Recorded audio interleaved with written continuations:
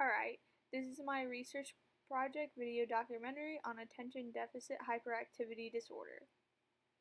Just a little historical background, ADHD has been prevalent for many generations under different names. It is just now breaking ground on the properties of the disorder. Beebont in 1923 investigated this phenomenon known as epidemic encephalitis. In 1930s, the disorder was referred to as restlessness, irritability, and overactivity, and those are just some properties. But by 1940, the term used was distractibility. When the DSM-2 came out, it was called hyperkinetic reaction of childhood. By the time the DSM-3 in 1980 came out, they renamed it Attention Deficit Disorder, ADD, and Attention Deficit Disorder with Hyperactivity, ADDH. But within 6 years it was renamed ADHD. Some more historical background. When ADHD was first introduced, the disorder focused on 4 areas of impairment: restlessness, distractibility, overactivity, and short attention span. In 1994, the DSM-4 introduced the subtypes of the disorder: the inattentive type, the hyperactive type, and the combined type. From 1997 to 2006, rates of ADHD diagnosis increased by 3% each year.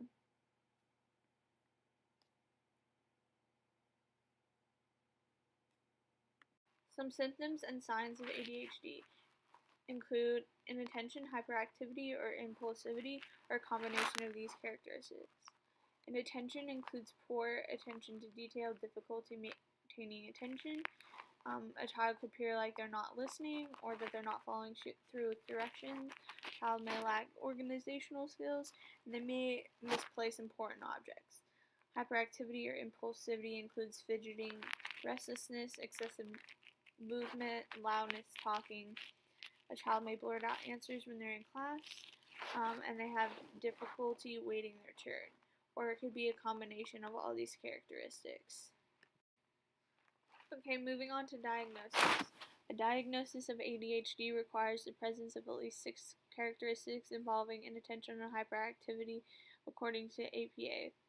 The symptoms characteristics must be evident before age 12, and they must be present in at least 2 settings, so church and school, home and school, and must persist for at least 6 months, and must interfere with social, academic, and work functioning.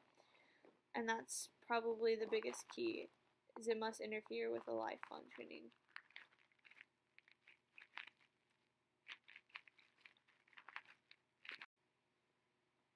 It's difficult to diagnose, especially in early childhood. Average prevalence rate is 5 to 7%. Diagnosis heavily relies upon the input from parents, teachers, babysitters, etc., those who are around the child often.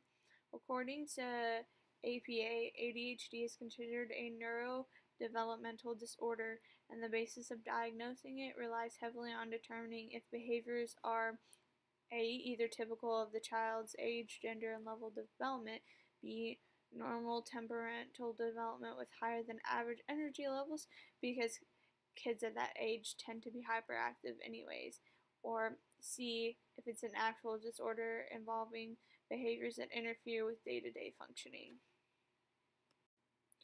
It is hard to diagnose ADHD, particularly because hyperactivity is so common among school-aged children. ADHD is the most frequently diagnosed disorder among school-aged children, but however there is a tendency to overdiagnose, especially when symptoms are not severe enough to meet the DSM-5 criteria. Boys are twice as more likely than girls to be diagnosed. Children diagnosed with ADHD can grow out of it by the time they reach adulthood, but at least half will experience continued symptoms. ADHD can be diagnosed by a pediatrician, a primary care provider, or by a mental health professional.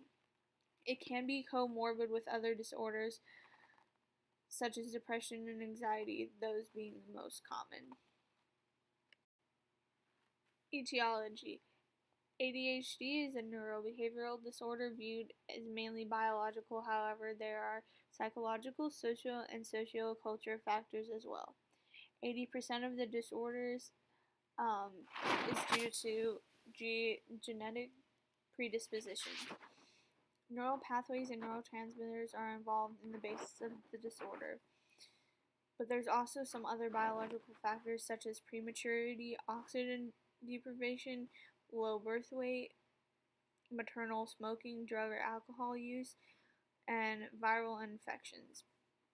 On a purely biological basis, however, neurological mechanisms thought to contribute to ADHD are abnormalities in the frontal brain regions, brain structure, and circuitry irregularities, and reductions in neurotransmitters that affect signals to and from frontal lobes. The three other dimensions play a part in the causes of ADHD. Some out of the realm of those are family stress, early childhood experiences, attachment development, poverty, paternal criminality, other maternal mental disorders, and there are many regional differences, such as it's more prevalent in the US South. The ones in asterisks are higher probability that the child will have ADHD. Okay, moving on to various treatments. There are medications, ADHD coaching, and behavioral therapy. Medications are FDA approved and can improve peer relationships, family dynamics, and academic achievement. Can also have a negative effect on sleep, appetite, and physical growth. They are the first line of treatment for elementary school age children and adolescents, and it's also the most common form of treatment.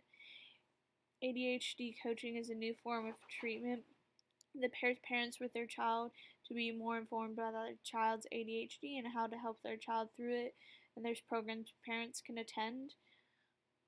It's based on the children's strength and goal setting. Behavioral therapy is the first line of treatment for preschool age children with ADHD just because they cannot take prescribed medications. With or without taking medications, behavioral therapy can improve functioning at home and at school, both emotionally and mentally. It helps children learn how to control their behavior, but the flip side of this is it takes a lot of time and effort. Behavioral interventions work best when operating conditioning is present. Parental involvement is crucial.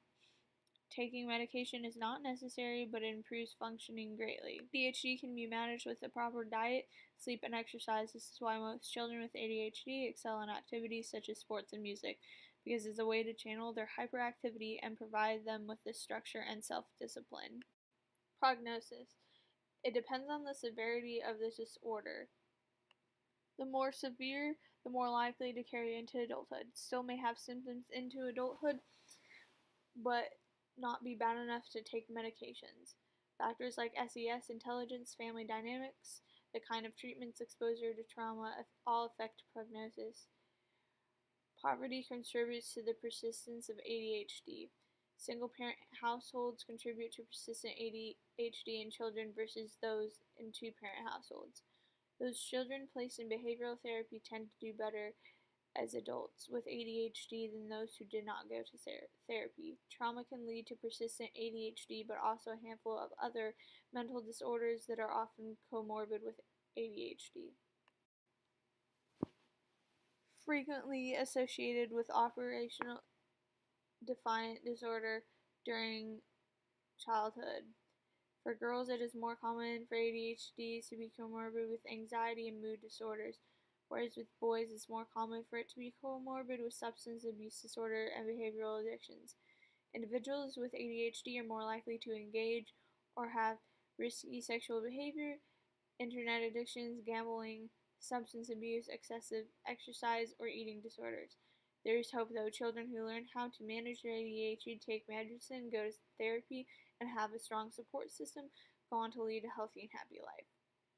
Most children outgrow their ADHD, which improves functioning significantly in all areas of life. For the interview part of this, I interviewed Dr. Russell Barkley, who has a PhD. Many new findings when it comes to ADHD when I asked him questions. Adult ADHD is not as common, which is why it's barely talked about, but it should be because it is important now that ADHD is being diagnosed so frequently. ADHD looks different from person to person. So one child could have hyperactivity or one child could have inattention. ADHD just looks different for everybody. With all the recent new discoveries, it has been hard for physicians not to overdiagnose on the flip side of underdiagnosing, just because children tend to be hyperactive and inattentive already. ADHD is a lot easier to diagnose in boys just because they show hyperactivity, aggressiveness, and inattentiveness more than girls. It was hard to get a biblical perspective on ADHD. However, I found some verses, I'm not going to go over all of them, that speak to ADHD and mental disorders in general. James 1:19 says, be quick to listen, slow to speak, and slow to become angry. And a lot of people with ADHD struggle with that. Romans 7:15 talks about doing what I don't want to do, which a lot of children with ADHD do stuff that is beyond their control. The rest of them just talk about God's grace and God's mercy, and just how God will make us strong in our suffering, and it's the Spirit that gives life, and if anyone is in Christ, they are a new creation. The one that I really want to talk about is Jeremiah 1:5. It talks about, before I knew you, I formed you in mother's womb, and I think that's can speak to all of us, but especially children who have ADHD. Just that they were created by God for a purpose, and God knew that. Credit roll.